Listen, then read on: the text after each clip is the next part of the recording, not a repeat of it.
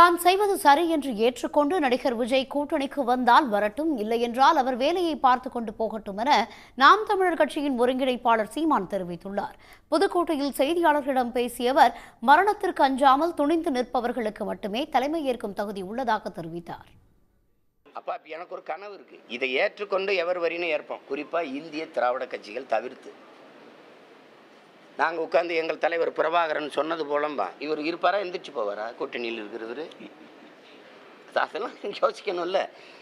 தம்பி இந்த எங்கள் அண்ணன் செய்கிறது சரின்னு ஏற்றுக்கொண்டு வந்தால் ஏற்கிறது, இல்லைன்னா அவர் வேலை பார்த்து போண்டிதான். நாங்கள் என் தலைவன் கற்பித்தது, தமிழ் இனத்திற்கு தலைமை இருக்கிற தகுதியை ஒருவர் எப்போது பெறுவாரேயானால், என்னைக்கு சாவுக்கு அஞ்சாது மரணத்துக்கு அஞ்சாது துணிந்து நிற்கிறவர் எவரோ அவருக்கு தான் தலைமை இருக்கிற தகுதி வரும். அதை எங்கள் கற்பிச்சார்.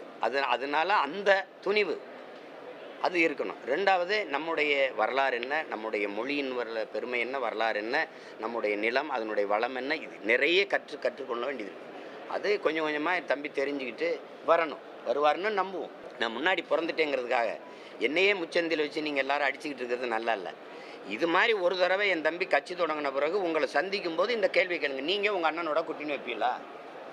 நீங்கள் இதை எத்தனை தடவை என்கிட்ட கேட்டீங்க? ஒரு தடவையாவது அவர்கிட்ட கேட்குறீங்களா? இல்லை கொடி அறிமுகத்தில் கேட்டீங்களா? மாநாடு முடிஞ்சோன்னா அவர் உங்களை சந்திப்பார்ல, எங்க 26 தேர்தலில் நீங்கள் தனிச்சு நிற்பீங்களா, கூட்டணி வைப்பீங்களா? கேளுங்க, ஒரு தடவை கேளுங்க. என்னையே நான் கேட்குறீங்க, இப்போ நான் தனிச்சு தான் போட்டிடுவேன், நான் இப்போ சொல்கிறேன். அவர்கிட்ட கேளுங்க, இல்லைங்க நான் எங்கள் அண்ணன் கூட போவேன்னா அன்னைக்கு யோசிப்போம். என்னையவே பேச வைக்கிறீங்க. பாதிப்பு சோதிப்புலாம் கிடையாதுங்க. கோட்பாட்டு அளவில் எது ஈர்க்கப்படுது? அவர் ஒரு புகழ்பெற்ற திரைக்கலைஞராக இருக்கார். அவரை திரையில் பார்த்து ரசித்த ரசிகர்கள் அவர் மேலே ஒரு பேரன்பு வச்சுருக்குறாங்க. அதனால அவர் வந்தால் ஏதாவது நல்லது செய்வாரா, இதிலிருந்து ஏதாவது மாறுதல் செய்வாரா ஒரு நம்பிக்கை.